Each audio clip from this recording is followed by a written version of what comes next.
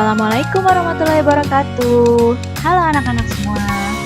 Hari ini kita akan belajar tema 1, subtema 1, pembelajaran kelima. Sudah siap untuk belajar hari ini? Ayo, kalau sudah siap, disimak baik-baik ya, supaya kalian paham. Ayo kita mulai belajarnya. Nah, coba perhatikan gambar ini. Ada gambar apa saja ya? Hewan apa ini? Benar, ada hewan kelinci dan ada siput. Apa ya perbedaan alat gerak kedua hewan di samping? Nah, apa sih perbedaannya antara alat gerak dari kelinci dan siput? Ya, kelinci bergerak dengan menggunakan kakinya. Kalau siput bergerak dengan menggunakan otot perutnya. Nah, hewan itu dibagi menjadi dua kelompok besar. Ada hewan yang disebut dengan kelompok vertebrata, ada kelompok hewan invertebrata. Kelompok hewan vertebrata itu kelompok hewan yang memiliki tulang belakang di tubuhnya. Vertebrata memiliki tulang belakang di tubuhnya. Contohnya apa saja hewan vertebrata? Ada kelinci, kucing, burung, ular, ikan, katak, dan masih banyak lagi yang lain. Kalau invertebrata itu hewan yang tidak memiliki tulang belakang di tubuhnya. Contohnya apa? Ada cacing, kupu-kupu, lebah, siput, semut.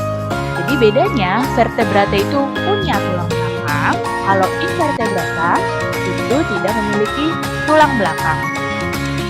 Nah, meskipun ada dua kelompok hewan ini, tapi pada umumnya hewan invertebrata memiliki alat gerak yang serupa dengan hewan vertebrata. Nah, coba contohnya lihat. Di sini ada kucing nih. Si kucing bilang, semut, meskipun kita berbeda kelompok hewan, ternyata alat gerak kita sama-sama menggunakan kaki ya. Iya kucing. Nah, di sini semut adalah hewan invertebrata, sedangkan kucing adalah hewan vertebrata. Tapi kedua hewan ini alat geraknya sama, yaitu kaki. Sama dengan burung dan kupu-kupu. Burung itu adalah hewan vertebrata. Alat geraknya menggunakan sayap. Kalau kupu-kupu itu invertebrata dan alat geraknya sama dengan burung, yaitu sayap. Kita lanjut yang berikutnya. Nah, ini adalah beberapa contoh vertebrata dan invertebrata. Loh, kok di sini ada gambar orang? Manusia. Iya, manusia itu termasuk vertebrata, tapi bukan hewan ya. Hewan-hewan yang ini nih yang vertebrata. Ada gorila, ada kucing, kelinci, kambing. Kemudian di sini ada lumba-lumba, bunglon, ular, ada anjing, ada tikus, ada ikan, ada katak, ada penguin, dan ada burung. Kalau invertebratanya ada belalang, ada laba-laba, ada capung, ada kupu-kupu, cacing, siput, kemudian ada kepiting, ada udang atau lobster, ada juga gurita. Nah, coba perhatikan.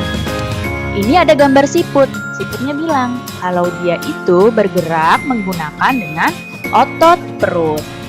Nah, sedangkan ini adalah ubur-ubur. Ubur-ubur itu bergerak dengan tentakel. Kedua hewan ini termasuk kelompok hewan invertebrata atau tidak punya tulang belakang. Nah, coba ya. Di sini ibu punya gambar. Kalian perhatikan gambar-gambar ini. Nah, di sini ada 4 jenis gambar. Nah, ada 4 ya. Ini semua merupakan gambar ilustrasi, tapi beda jenisnya. Semua gambar ilustrasi 4-nya, tapi berbeda jenisnya. Jenis gambar ilustrasi itu dibagi jadi 4. Ada gambar realis, ada gambar karikatur, ada gambar kartun, dan ada gambar dekoratif. Kalau gambar realis itu gambarnya memang dibuat sesuai kenyataan yang aslinya. Kalau karikatur itu gambar yang dilebih-lebihkan atau mengubah dari objek aslinya. Misalnya kepalanya jadi lebih besar, itu kan dilebih-lebihkan ya.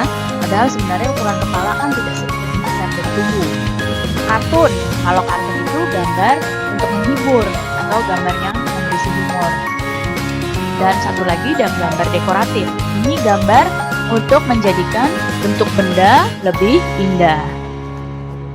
Nah, ini contoh gambar realis. Di sini gambar realis adalah gambar yang seperti suasana aslinya. Ini ada suasana seperti sedang di pasar. Nah, ini gambar karikatur. Nah, ini ada karikatur Pak Habibie. Tapi lihat di sini kepalanya Pak Habibie digambar dengan lebih besar. Ini kan melebih-lebihkan. Nah, ini namanya gambar karikatur. Kepalanya lebih besar dibandingkan dengan tubuhnya. Kemudian ada gambar kartun. Nah, kalian pasti tahu ya gambar kartun seperti ini contohnya. Ada gambar dekoratif, itu gambar yang untuk menjadikan sesuatu benda menjadi lebih indah. Nah, sekarang kita masuk ke berikutnya. Kamu masih ingat nggak apa sih itu ide pokok? Nah, betul. Ide pokok itu merupakan inti atau dasar dari suatu paragraf atau suatu teks. Ide pokok itu menjadi dasar dalam pengembangan dari paragraf. Jadi di sebuah paragraf itu, untuk membuat satu paragraf itu harus ada ide pokoknya. Apa yang mau diambil dari seluruh paragraf baru dari ide pokok itu bisa dikembangkan menjadi kalimat-kalimat yang banyak atau disebut dengan kalimat pengembang.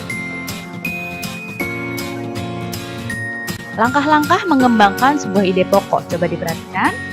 Pertama, untuk mengembangkan ide pokok, kita harus tentukan dulu apa sih topik yang akan diambil dari paragraf tersebut. Nah, kemudian setelah diambil topiknya, menentukan ide pokok dari paragraf yang akan dibuat. Nah, baru setelah itu buat kalimat yang isinya ide pokok. Nah, setelah buat kalimat yang berisi ide pokok atau disebut dengan kalimat pokok ya, kalimat yang berisi ide pokok itu disebut dengan kalimat pokok.